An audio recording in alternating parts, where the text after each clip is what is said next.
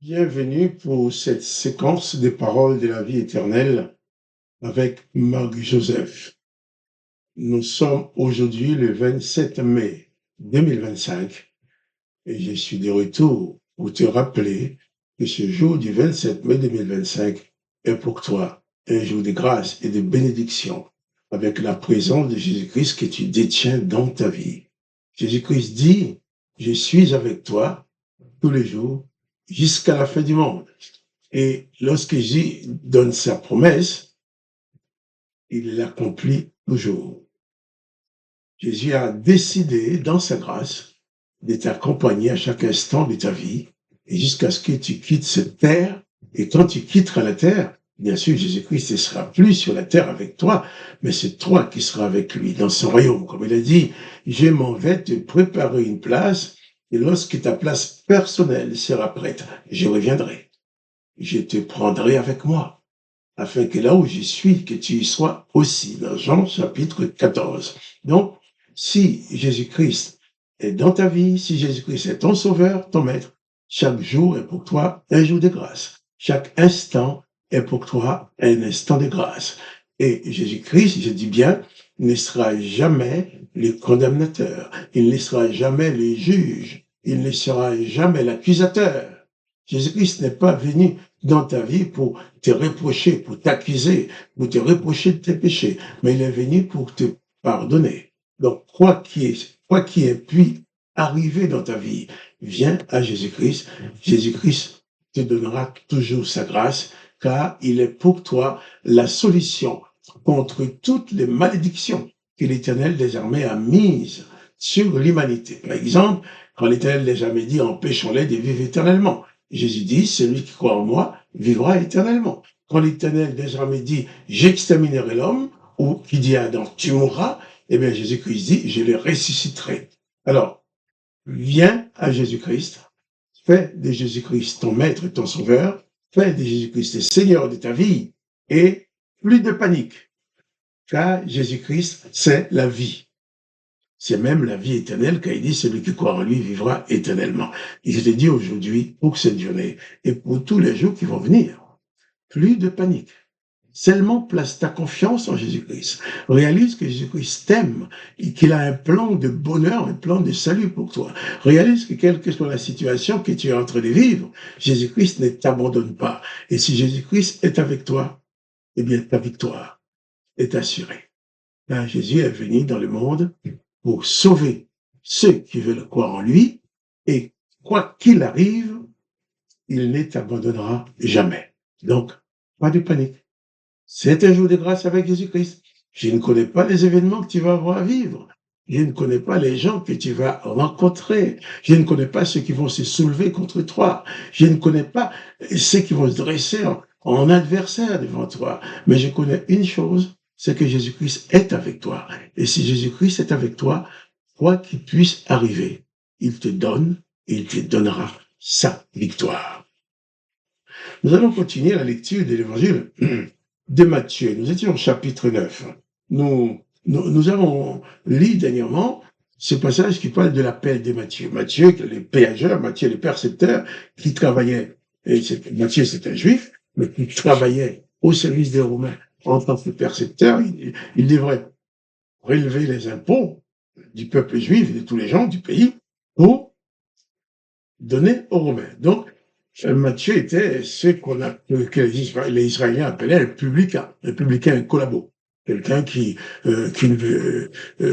quelqu'un qui accepte de collaborer avec l'occupant.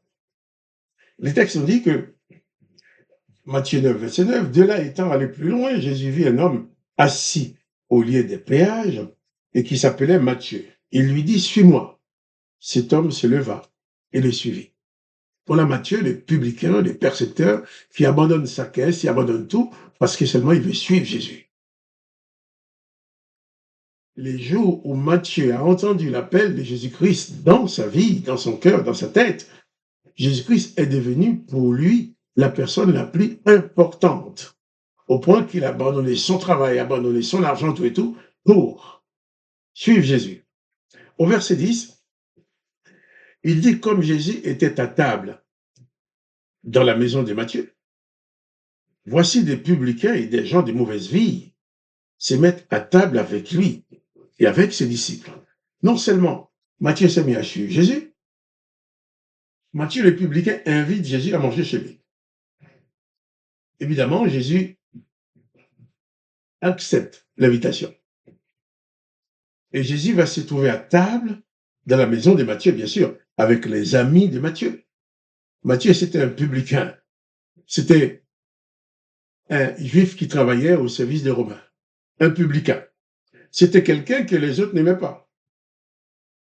Et les pharisiens, les religieux d'Israël ne pouvaient pas supporter Matthieu parce que Matthieu servait la cause romaine.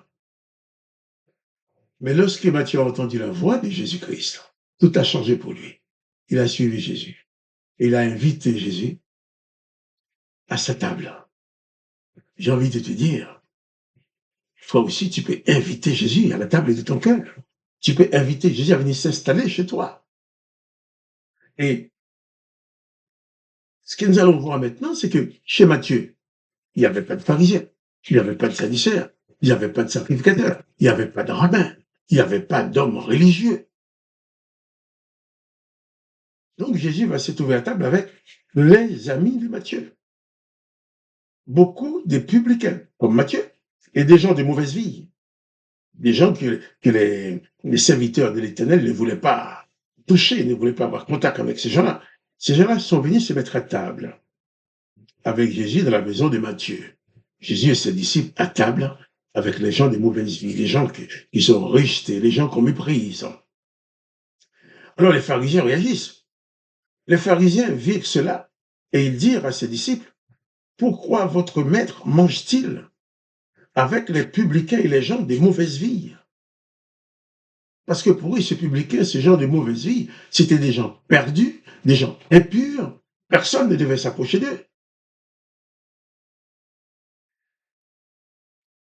Jésus, les ayant entendus, leur dit, ce ne sont pas ceux qui se portent bien qui ont besoin de médecins, mais les malades. Ce ne sont pas ceux qui se portent bien qui ont besoin de médecins, mais les malades. Donc, Jésus fait comprendre à ces pharisiens, eux, qui se croient saints, qui se croient au-dessus de tout, qui soient bons, qui soient parmi les meilleurs des Juifs, quoique ce n'était pas le cas. Mais j'estime qu'ils n'ont pas besoin de Jésus, ils n'ont pas besoin de sauveur, ils n'ont pas besoin de médecin. Ils étaient peut-être encore plus malades que les publicains. Parce que le publicain savait qu'il était publicain. Les gens de mauvaise vie savaient qu'ils étaient des gens de mauvaise vie. Mais ces pharisiens, que Jésus d'ailleurs avait appelés hypocrites, qui étaient encore pires que les publicains. Ils se croyaient tous bons, parfaits, rien à se reprocher, au point qu'ils étaient prêts à lapider n'importe quel pécheur qui se présente devant eux. Ils étaient prêts à prononcer la condamnation, à tuer le pécheur, comme l'ordonne l'Éternel, leur Dieu. Mais Jésus va leur dire, ce ne sont pas des gens en bonne santé qui ont besoin de médecins, mais les malades. Jésus à table avec des pécheurs, avec des gens méprisés, des gens qu'on rejette. Et ça nous montre que, quelle que soit ta situation actuelle, Jésus veut venir dans ton cœur, dans ta vie. Jésus veut se mettre à table avec toi, dans ton cœur. Jésus veut agir en toi. Jésus ne va pas te repousser. Ces gens de mauvaise vie, que les pharisiens ne pouvaient pas sentir, ne voulaient pas voir. Jésus a dit que ces gens-là qui sont malades, ils ont besoin de moi. Si toi aussi, tu sens que tu as besoin de Jésus, invoque tout simplement son nom. J'aime bien dire que personne ne sera jamais ni trop bon, ni trop mauvais pour être accepté dans la présence de Jésus. Jésus dit, je ne mettrai pas dehors celui qui vient à moi. Et ces gens de mauvaise vie, le Seigneur les a accueillis à table avec lui. Jésus-Christ est source du salut, source de paix, source de pardon pour toi aussi. Alors, quelle que soit ta situation, viens à Jésus-Christ. Il ne va jamais te rejeter. Nous reviendrons encore sur ces sujets demain, Dieu voulant. Mais pour l'instant, que la grâce du Christ soit dans ta vie. Que la bénédiction de Jésus-Christ soit dans ta vie. Écoute à moi, Marc-Joseph, je te dis encore, pas de panique. Jésus-Christ est avec toi. Personne ne peut l'empêcher de te bénir. Je te dis aussi, à demain, pour les paroles de la vie éternelle.